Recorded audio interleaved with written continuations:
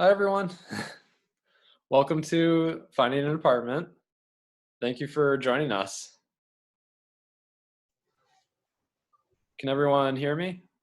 I can hear you fine, Brady. I think you're fine. All right, excellent. So I'm going to share my screen and we'll get started here.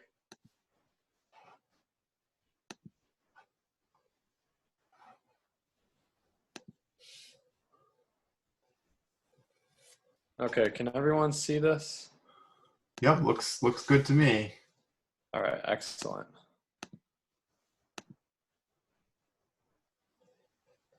And while Brady's getting that up, I'll just introduce kind of ourselves really quickly here.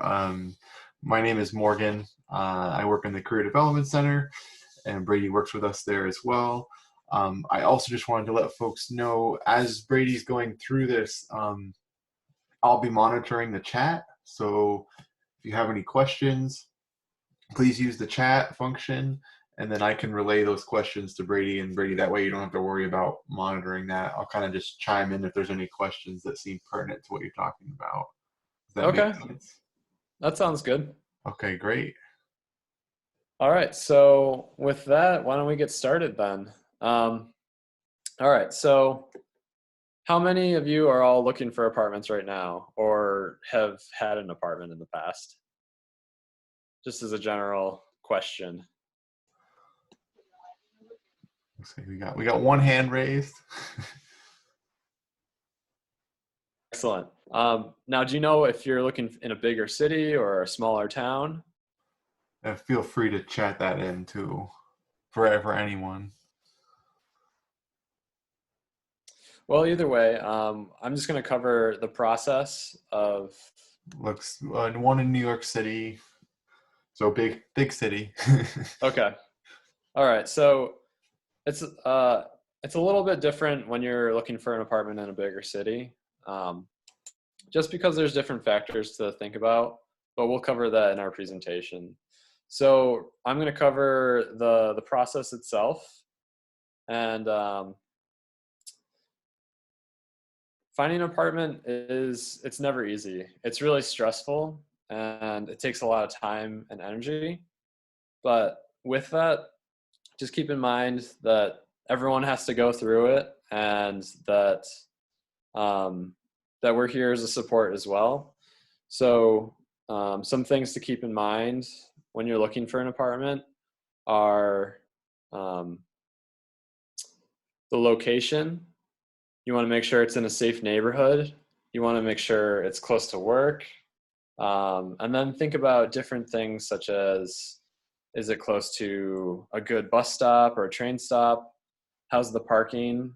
Um, and keeping in mind, you don't want to isolate yourself either. So making sure that you live close to places like family and friends, good restaurants.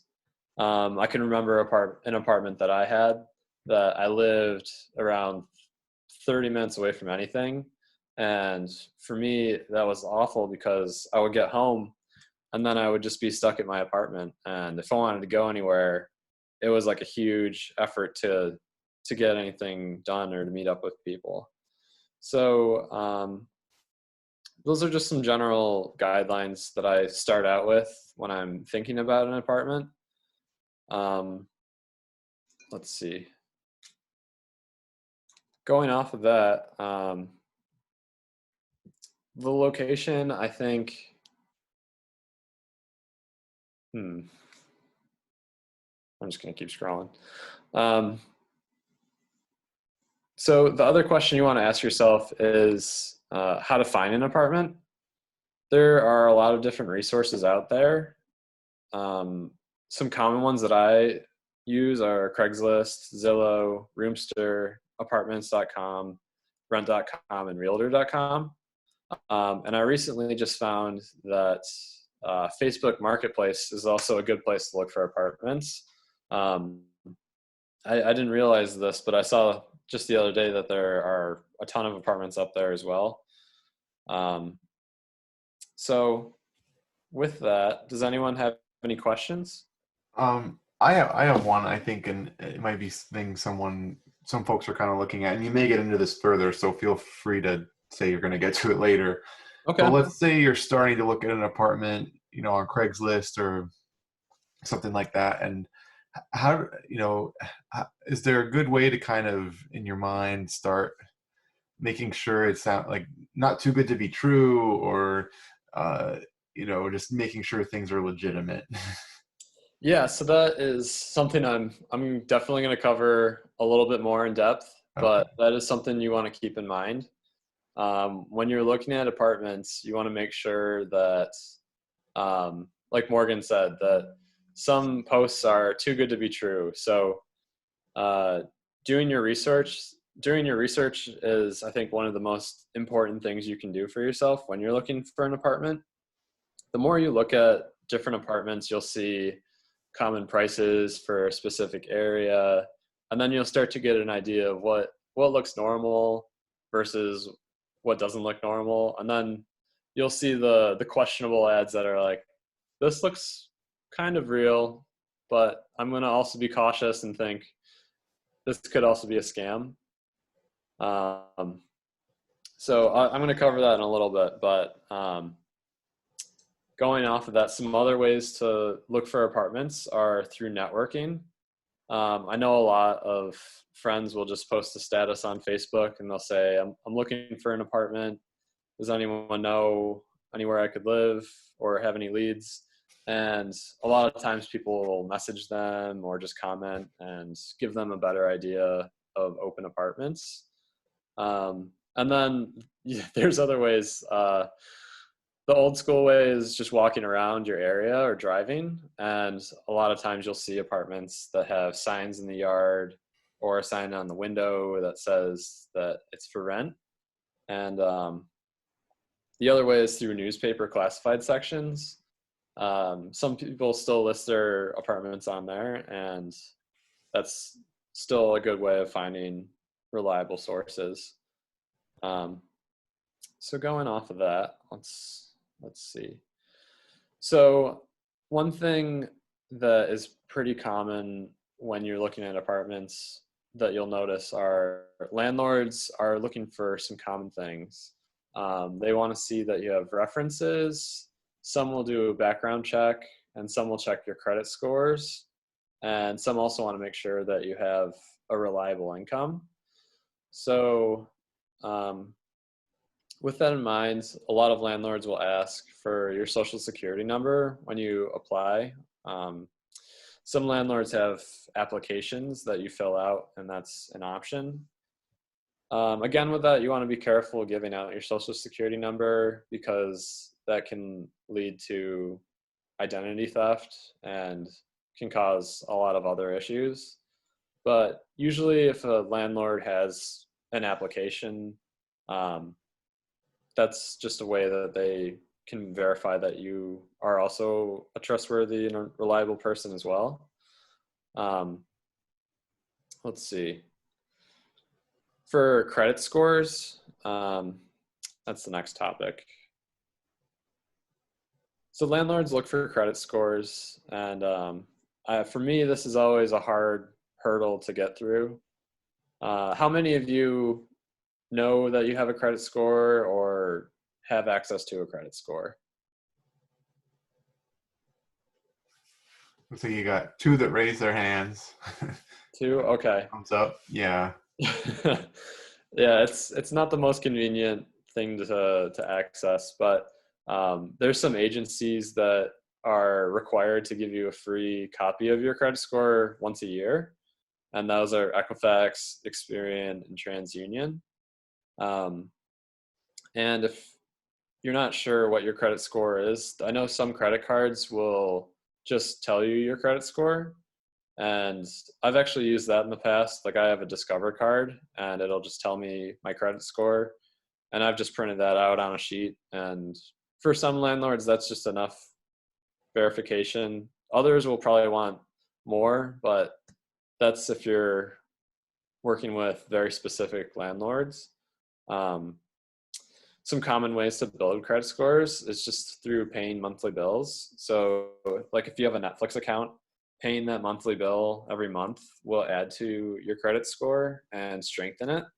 Um, as well as other bills, like if you have a cell phone bill, that will also add to it and give it some more, build it up throughout the years.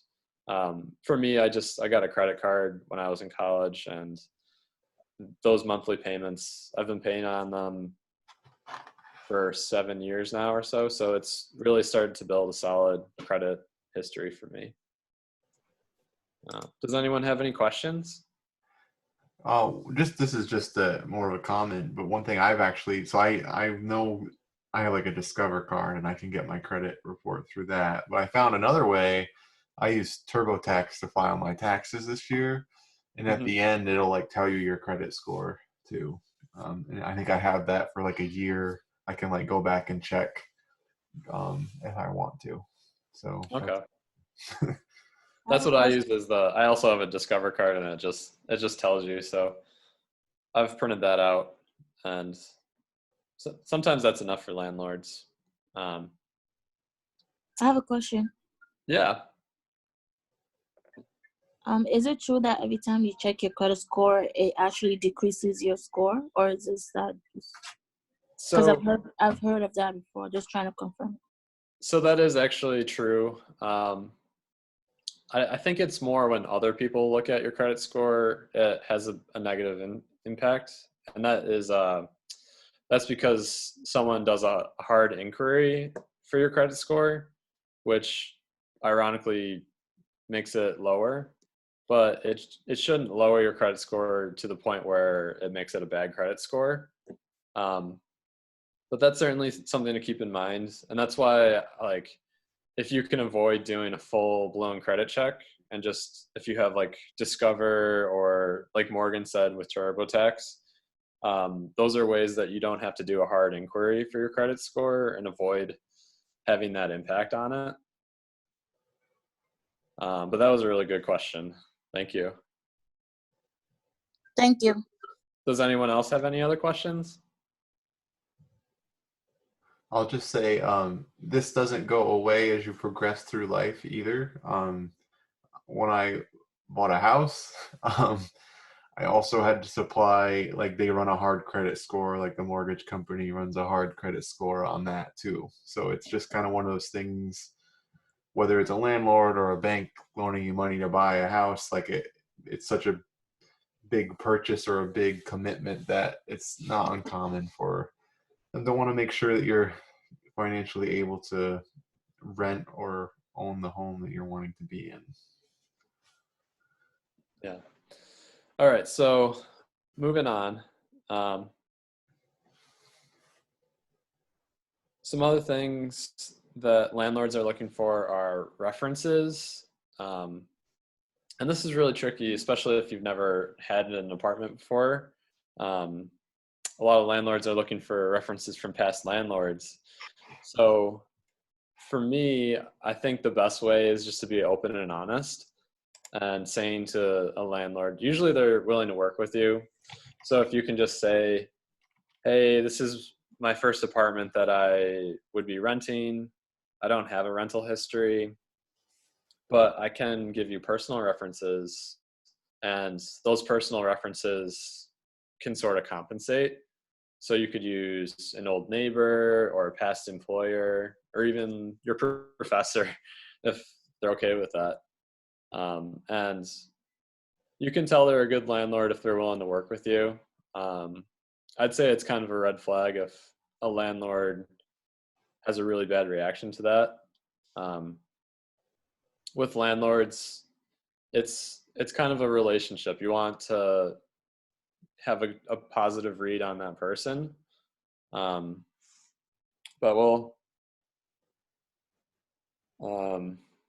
we can talk about it now. So some things that for me that are red flags for landlords is if they take time to respond to an email.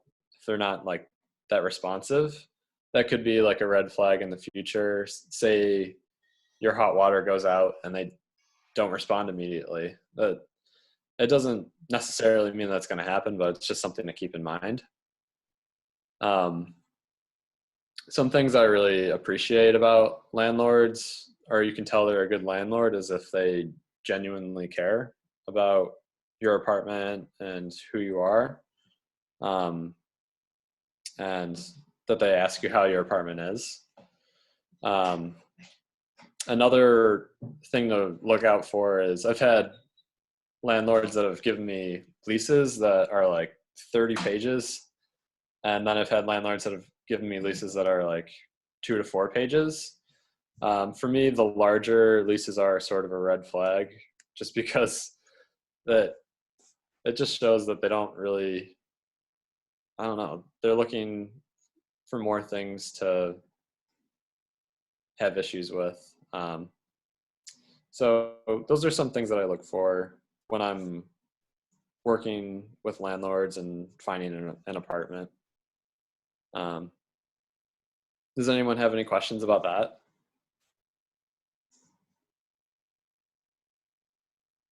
No? Okay. um, all right.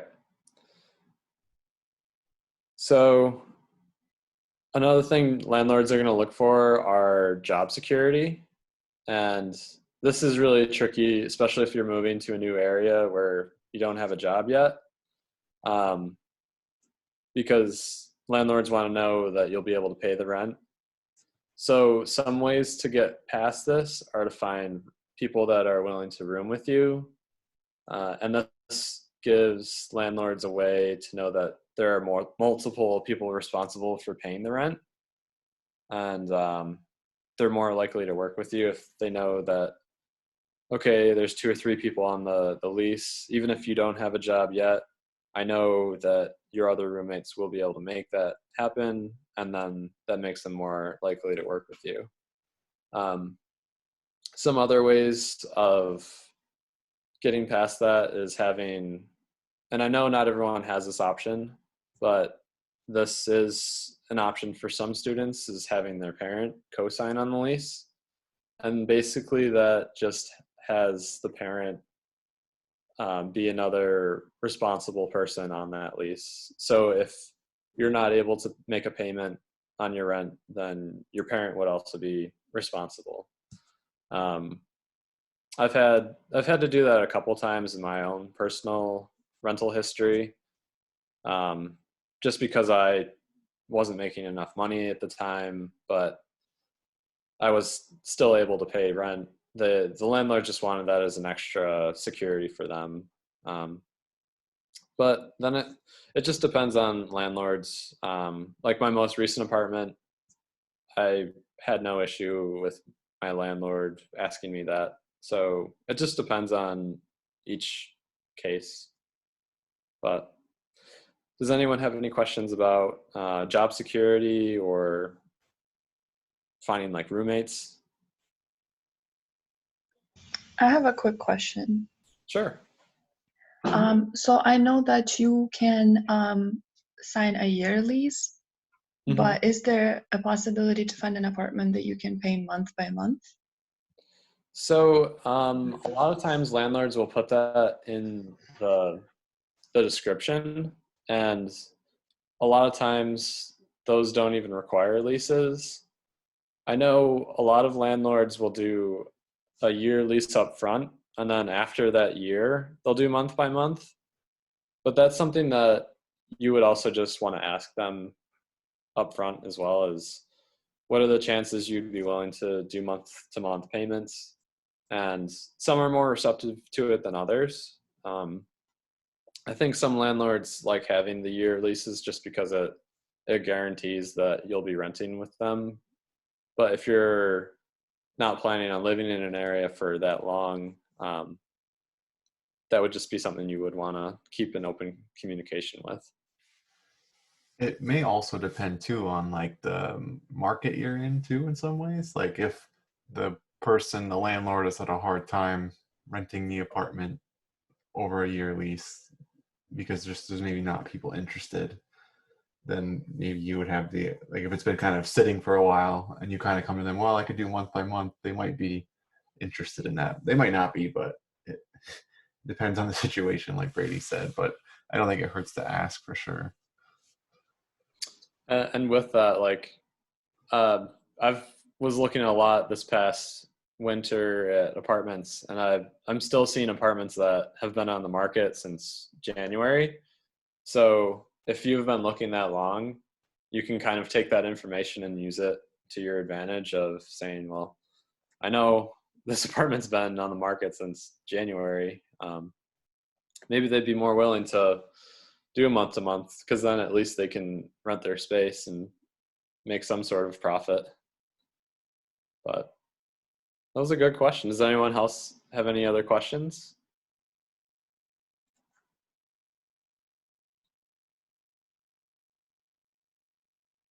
Oh, the other thing I wanted to cover on this slide was that sometimes landlords will ask for first month's rent, last month's rent, and a security deposit. I think that's the worst case scenario, but most usually are looking for a security deposit and first month's rent. So you want to make sure that you have enough to be able to cover that. And security deposits are usually the cost of an entire month's of rent. So that can be kind of hard to have, especially if you're without a job or moving to a new area. But that was the one last thing I wanted to cover on that slide. So another thing to keep in mind when you're looking for apartments is to make sure that you have enough saved up for furnishing the apartment.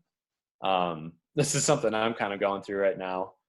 I have an apartment, but it is like completely empty. So I've had to find furniture for it, and finding good ways to get affordable furniture. So some ways that I would recommend are going through like Craigslist or Facebook Marketplace or estate sales and garage sales. And those are just good ways to find higher quality things for cheaper prices.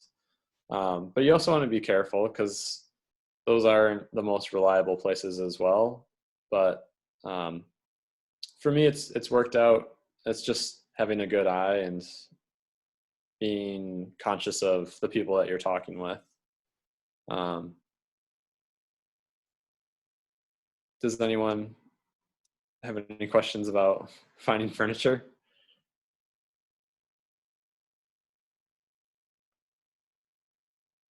Okay. All right. So some other things that I look for when I'm looking.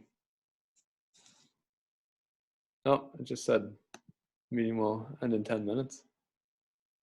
All Don't right. worry So about that. For whatever reason, it happens occasionally. We've had like 6 of these, and one other one this happened. If it does end, just come back to the same link, and I can get it started over again. We had to do that like one other time. okay, that sounds good. Okay. So for me, when I'm looking at an apartment, I also keep in mind the appliances that are in the apartment. Some big ones are laundry machines and dishwashers. You also want to keep note about the cost of utilities. For me, laundry is a huge thing, because if you have to pay for laundry, it takes a lot of time. You have to go to a laundromat, and each trip could cost around $4 to $8, depending on what laundromat you go to. And dishwashers to me are also really important, because if you have roommates that don't keep after themselves, they can really pile up. And I think dishwashers are one of the biggest ways to lead to roommate arguments, in my opinion, just from personal history. Some other things to look at, and this is a really small detail, but if you have the opportunity when you're looking at an apartment to test how fast the water turns warm, because that's a huge thing you're going to have to deal with, and to see if the water is on-demand water heater or if it's just a traditional water tank, because that can mean your hot water will run out after 30 minutes to an hour. So that's just a small detail that I look for when I'm looking at apartments. Some other things that you can do to find utility costs. A lot of utility companies allow you to look up an address, and then it'll show the average cost per month. Not every company does that, but I know some do. I think Green Mountain Power does. So when I was looking at apartments in Vermont, I was able to see the average costs per month for each apartment. So that was really helpful for me to calculate how much I'd be spending every month.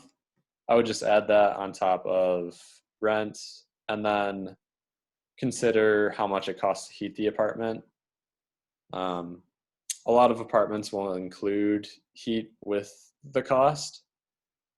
So at the end of the day, you just want to keep all those prices in mind. And some good ways of keeping track of that is just building a spreadsheet in Excel. But if you're not that organized, just keep those prices in mind, and I think that'll help you find make a good decision on where you want to live next. Does anyone have any questions about appliances or utilities?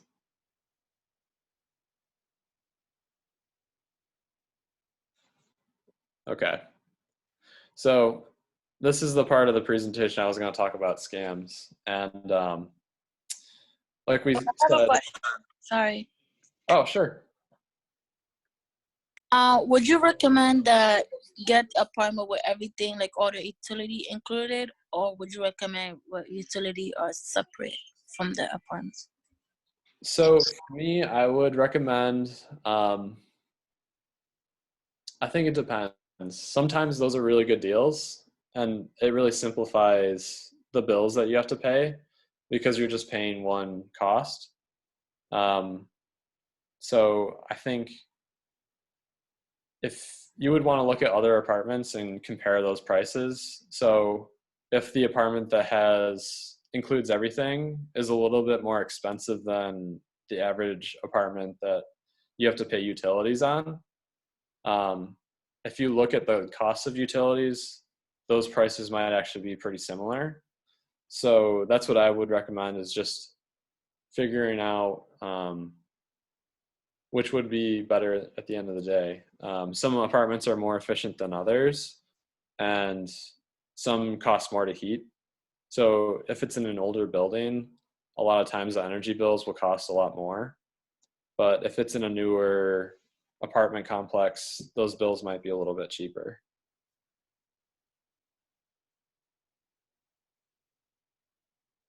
Did that answer your Okay, question? thank you. Yeah. Okay. Does anyone else have any other questions?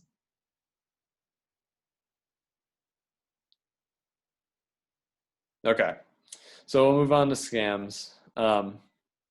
So like Morgan was saying, a lot of times the scams are too good to be true. And the pictures are really nice. And for the area, the cost is just so cheap.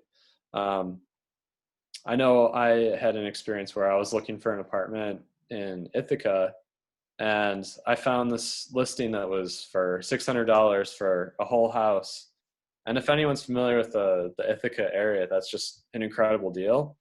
So I messaged the person, and they said to stop by the house. They gave me the address, but they didn't want to meet in person. So for me, that was the first red flag. And I asked them if I could see the apartment. They're like, sure, just walk around the house. So I walked around, looked in the windows, and I probably looked really weird, but I don't know, it looked like the pictures. So I said I'd be interested. And the person messaged me back and said, great, just send me the rent and I'll mail you the keys. And that was like the next red flag, is they didn't want to meet me in person. So I knew that I was being scammed. So at that point, I just kind of stopped interacting with them and just went to look at other apartments. But I also found a really good example of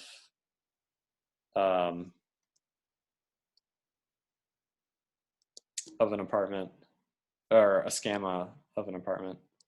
Let me see if I can get out of. Okay, can everyone still see my screen? Okay, so this is in the Burlington area. I found this apartment that was $860. It's 2 bedrooms, 1,260 square feet, and looks like it's right on Lake Champlain. So it's this beautiful apartment, only $860.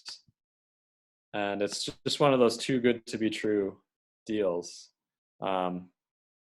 If you look at the rest of the apartments in the area,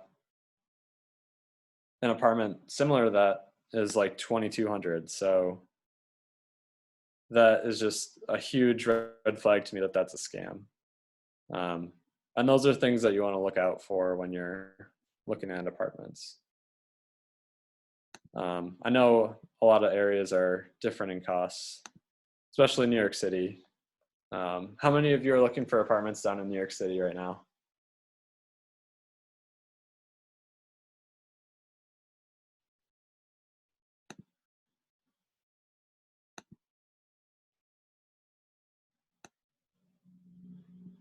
All right. Well, let's see. I think we're